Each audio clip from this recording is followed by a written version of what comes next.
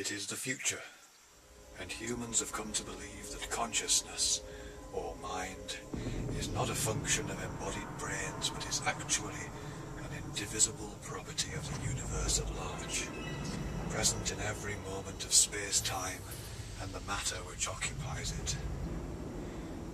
They then realize that their own minds are nothing more than Gordian knots in the otherwise smooth skein of universal consciousness.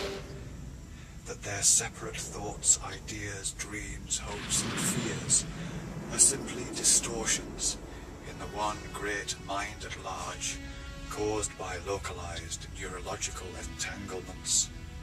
Their labyrinthine brains, they discover, are producing unsightly creases in the pristine fabric of space-time mind. A technological priesthood forms, dedicated to restoring the unified, healthy sheen of Big Mind.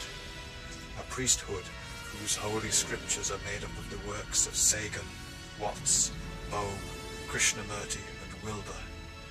These brave warrior monks face massive resistance from reactionary groups, particularly the mentals, who perversely celebrate the knots and twists of psyche produced by human brains, and would wish to preserve these insignificant kinks, even if that meant the death of cosmic awareness.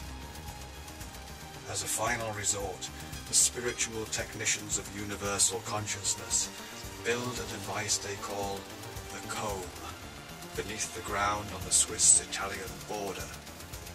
A pitched battle takes place between the mentals and the universalists, in which most of the valiant priests are slaughtered, the last gallant few making a stand outside the doors of the inner sanctum and control room of the comb. Just when it seems that all is lost and mind will forever be caught up in the grey maze of dendrite and microtubules, one of the priests breaks free. Years of meditation have inured him to pain, so despite the horrific wounds that have been inflicted upon him by the spears and the mentals, he forces his way past them into the control room. He is one with the cosmos, and is working in unison with her needs, as his hand slams down on the button which brings the comb to life. In perfect silence, this last and best machine sends out vibrations which resonate with the frequency of universal consciousness, increasing the power of the carrier wave and gradually entraining all minds on the planet to this single cosmic note.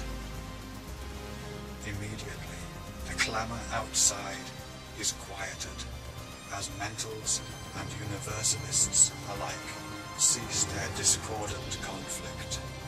All across the country, all across the continent, all across the world, all the humans and all the other animals slow their movements.